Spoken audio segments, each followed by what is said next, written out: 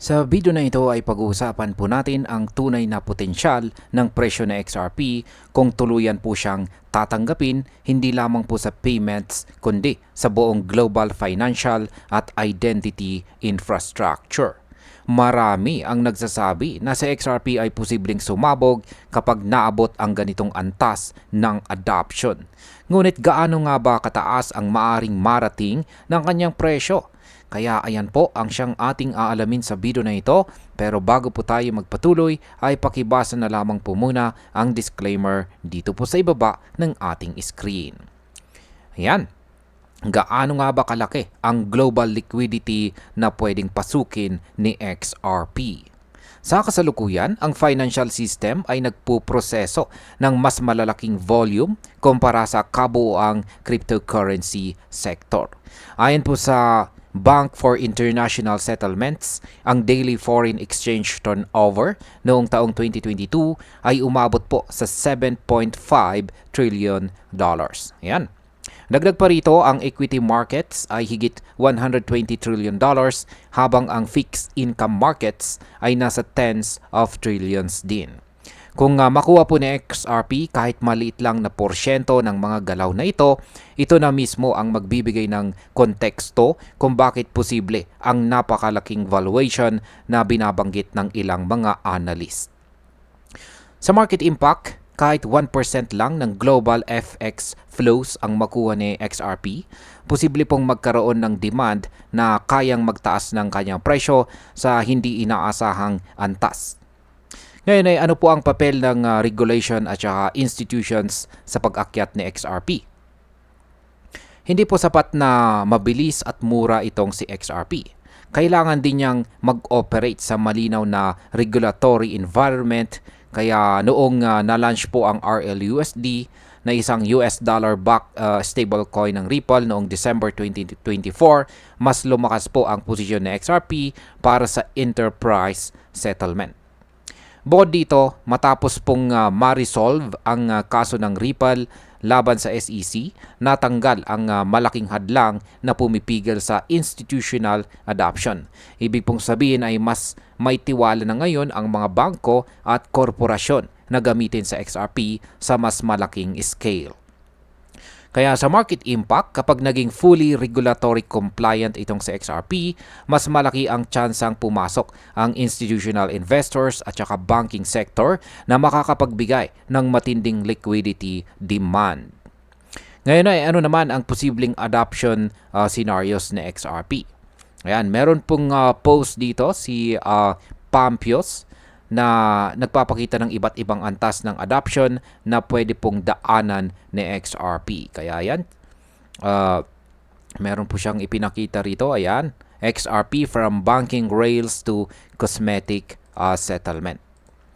Ayan, kung makuha ni Ripple, kung makakuha si Ripple ng US banking license, at gamitin sa XRP sa custody, stablecoins, treasuries, tokenized assets, posibleng umabot po siya sa $50. Kung makapasok naman po siya sa corporate treasuries at multinational supplier networks, posibleng tumaas pa hanggang $100.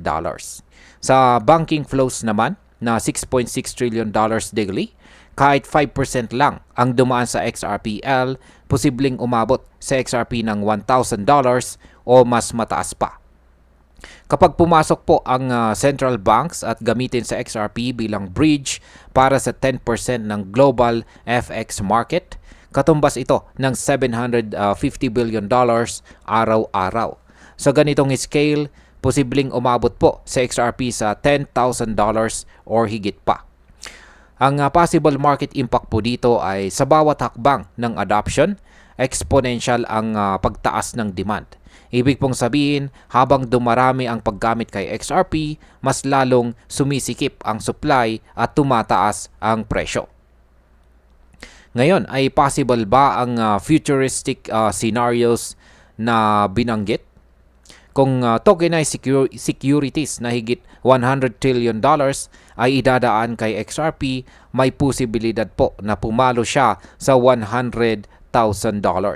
Kapag pumasok pa siya sa global identity verification market, logical na umabot po sa $1 million per token.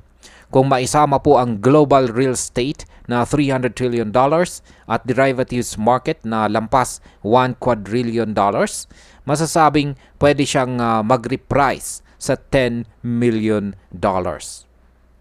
At sa pinakadulo, kung sakaling magkaroon ng cosmic settlement layer para sa interplanetary trade, may mga nagsasabing kayang maabot na XRP ang $1 billion kada token. Ayan, sa possible market impact, ito ay posibleng futuristic pero nagpapakita ng ideya kung gaano kalaki ang potensyal ni XRP kapag tuluyang naging backbone ng global financial infrastructure. Ngayon ay ano naman ang prinsipyo sa likod ng lahat ng ito? Ayan, ang halaga po ni XRP ay nakabase hindi po sa hype kundi sa function. Dahil siya ay isang bridge asset para sa liquidity at value transmission, ang kanyang presyo ay nakadepende sa laki ng flows na kanyang hinahawakan. Ang possible market impact po dito ay habang dumarami ang institutions at banks na gumagamit kay XRP, mas nagiging realistic ang mataas na presyo. Hindi ito simpleng speculation kundi direct effect ng liquidity demand. Ayan, bilang panghuli, ang mga projection na ito ay sobrang ambitious at may halong futuristic imagination. Ngunit ang sentral na punto ay malinaw. Ang tunay na halaga ng XRP ay hindi po nakasalalay sa pansamantalang hype, kundi kung gaano kalalim ang kanyang integration sa core ng global finance.